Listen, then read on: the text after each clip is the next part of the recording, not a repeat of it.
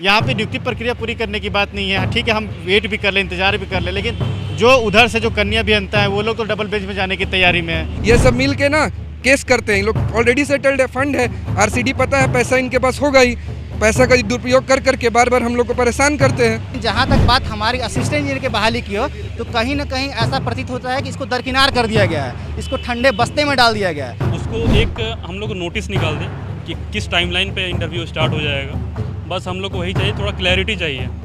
नमस्कार, आप देख रहे हैं द न्यूज़ पोस्ट। मैं हूँ रंजना। मैं इस वक्त मौजूद हूँ जेपीएससी कार्यालय के बाहर। मैं आपको ये नज़ारा दिखाने का प्रयास करूँगी। ये नज़ारा है जेपीएससी ऑफिस के बाहर। वैसे जेपीएससी किसी भी परिचय का मोहताज नहीं है। ये अधिकारी, नवनियुक्त अधिकारियों का जो अभी दौर चला हुआ है, ज्वाइनिंग करा रहा है, लेकिन इसी कड़ी में असिस्टेंट इंजीनियर की जो बहाली थी 2016 से 19, 19 से 20, 20 से 21 और 22 आ गया है।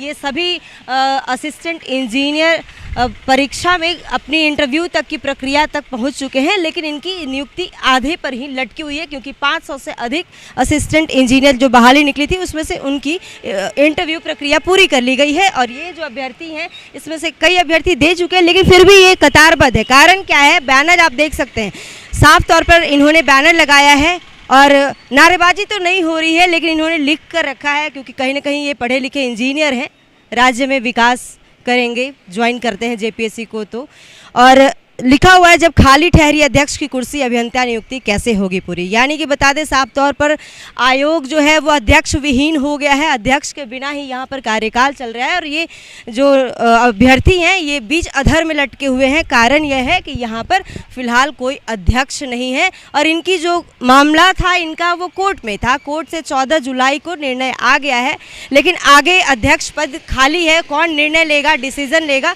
इसके लिए ये अभ्यर्थी यहाँ पहुँचे हुए हैं। आयोग में जाने वाले हैं, अध्यक्ष तो है नहीं, तो मिलेंगे किससे?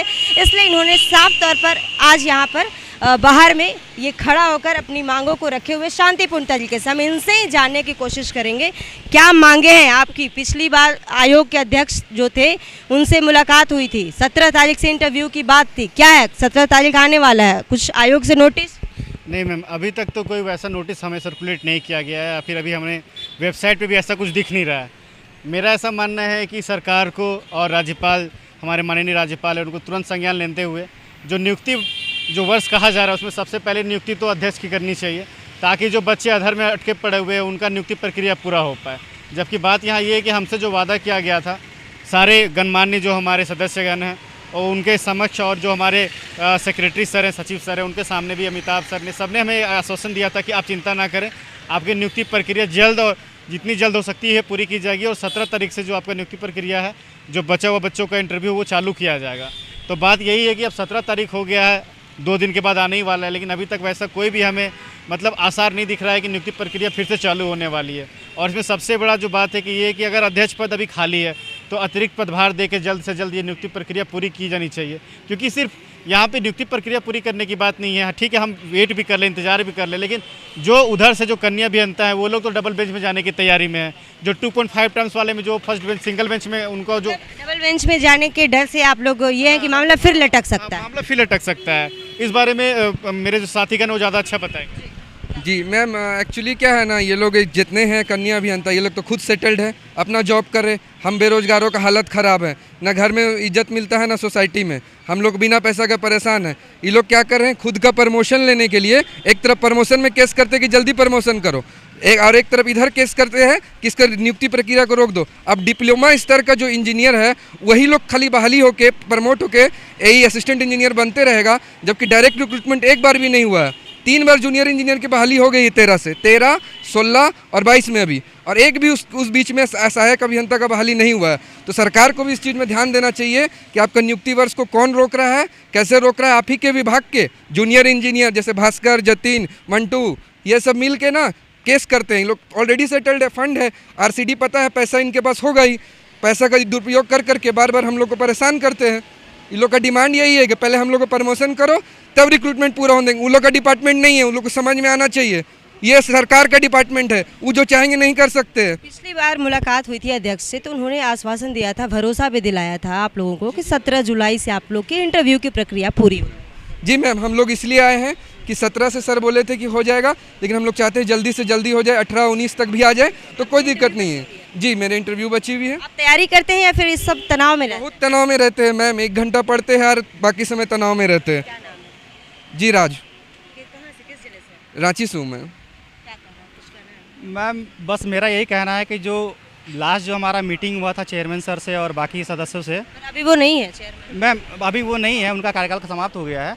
लेकिन मेन बिंदु ये है कि जब पता था कि कार्यकाल समाप्त हो रहा है चेयरमैन सर का, तो इस जो लगभग सप्ताह 10 दिन का जो समय सीमा जो चला गया, इस बीच में किसी सदस्य को मनोनीत करके अतिरिक्त प्रभार में चेयरमैन बना देना चाहिए था, क्योंकि इसके कारण बहुत सारी नियुक्ति प्रक्रिया भी लटकी हुई है, जैसे जो हमारा असिस्टेंट का नियुक्ति लटका हुआ है। और मेन मैम हम लोग आज यहाँ पे आए हैं कि उनके द्वारा जो आश्वासन दिया गया था, उनके द्वारा दिए गए आश्वासन को याद दिलाने की बारी है कि उन्होंने बोला था कि 17 तारीख से इंटरव्यू को रिज्यूम कराया जाएगा, लेकिन अभी तक न कोई नोटिस आया है, न कोई ऐसा कुछ सुगबुगाहट दिख रहा है कि हमारा इंटरव्यू जो है रिज्यूम होगा। क्योंकि मैम मेन डर हम लोग का ये है कि जो कन्या अभियंता का जो ग्रुप है, जो सिंगल बेंच का जो कल जजमेंट आया है और उनके रिट को याचिका को खारिज कर दिया गया है, लेकिन अब वो डबल बेंच में जाने की तैयारी में है। और मैम ये कोर्ट कचहरी का चक्कर जो है वो एक दिन और सप्ताह और 10 दिन का तो मैटर है ही नहीं, इसमें महीनों और महीनों लटक जाता है। क्योंकि पिछला बार का जो मैटर था वो मार्च में केस रिट फाइल। इन दिनों जो है वो काफ़ी तत्परता से कार्य कर रही है। जेपीएससी जो सिविल परीक्षा था उसमें आपने देखा कोर्ट में मामला है, फिर भी नियुक्ति दे दिया गया है। मैम जहाँ तक जेपीएससी सिविल सर्विसेज की बात की जाए तो ये सबको पता है कि जेपीएससी जो राज्य का चेहरा है, तो वो कहीं ना कहीं सिविल सर्विसेज परीक्षा को ही एक उसका मतलब कि एक परिदृश्य दिखाता है। लेकिन जहाँ तक बात हमारी असिस्टेंट इंजीनियर की बहाली की हो, तो कहीं ना कहीं ऐसा प्रतीत होता है कि इसको दरकिनार कर दिया गया है, इसको ठंडे बस्ते में डाल दिया गया है। इसके प्रति कोई इंजीनियरों की भी तो भूमिका विकास में उतना ही होता है। विकास में भूमिका उतना ही है, लेकिन कहीं ना कहीं ऐसा मेरा व्यक्तिगत सोच है कि जो सिविल सर्विसेज के अभ्यर्थी हैं, जो उनका जो परीक्षा होता है, वो कहीं ना कहीं किसी न किसी एंगल से पॉलिटिकली मोटिवेटेड भी होता है, क्योंकि उनके प्रदर्शन में मतलब कि मीडिया मतलब कि क्या बोलते हैं, राजनीतिक दलों का समर्थन भी होता है, उग्र प्रदर्शन भी करता है। लेकिन जहाँ तक हम लोग की बात है, हम लोगों ने जब भी यहाँ पे आकर प्रदर्शन किया है तो सिंबॉलिक प्रदर्शन हमेशा किया है, शांतिपूर्ण तरीके से प्रदर्शन किया है। लेकिन पिछले बार आयोग के जो अध्यक्ष थे उन्होंने तो आप लोग की कही ना कि आप शांतिपूर्ण तरीके से विरोध नहीं करते हैं, सहयोग किया। यस मैम, इस बारे में तो उन लोगों ने हमारा उत्साहवर्धन किया और हमारा समर्थन भी किया कि आप लोग सही दिशा पे चल रहे हैं। लेकिन मैम सिर्फ बातों से बोल करके तो कुछ नहीं होगा ना। ये जब तक इसको ज़मीनी स्तर पे इसको लागू नहीं किया जाएगा, हमारी नियुक्ति जब तक पूरी नहीं होगी, तब तक उनके कही हुई बातों का सिर्फ आश्वासन के माध्यम से कोई औचित्य तो रह नहीं जाता है। जब तक मैम, मेरा नाम राहुल हुआ, लातेहार।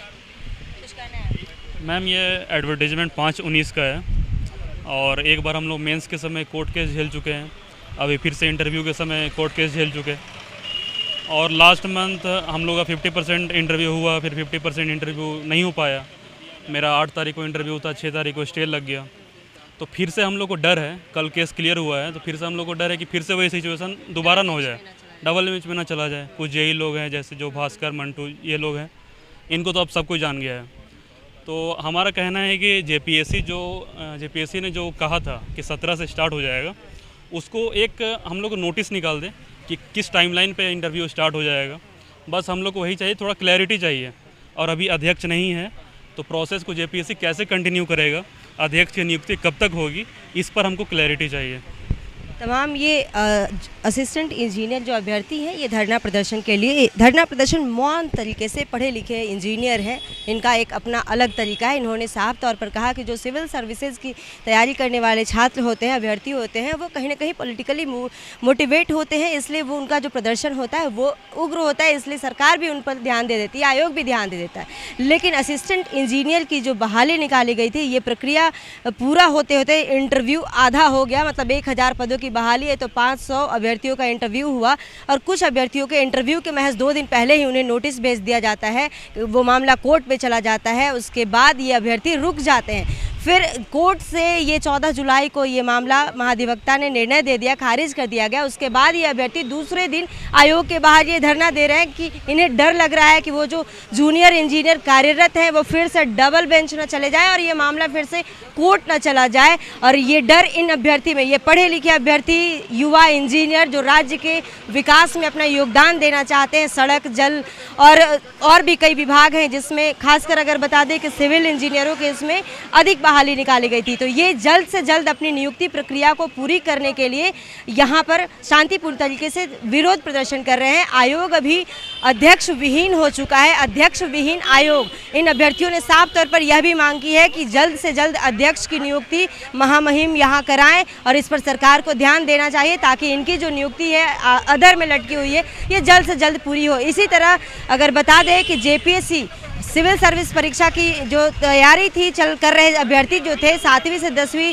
जेपीएससी सिविल सर्विस परीक्षा की तैयारी करने वाले अभ्यर्थियों को 8 जुलाई को 252 नए अधिकारी दिए हैं आयोग ने। लेकिन उसी तर्ज पे इनका कहना है कि 1000 से अधिक पदों पर जो असिस्टेंट इंजीनियर की बहाली निकाली गई थी ये बहाली जल्द से जल्द पूरी कर ली जाए और इसका मांग इनका जारी है। और बहरहाल यह तो देखने वाली बात होगी कि ये इनका मांग है वो कब तक पूरा होगा, कब आयोग को नए अध्यक्ष मिलते हैं और असिस्टेंट इंजीनियर जो हैं वो अपनी इंटरव्यू की प्रक्रिया को पूरी कर पाएंगे। तमाम इसी तरह की अपडेट्स के लिए बने रहिएगा द न्यूज़ पोस्ट के साथ। नमस्कार।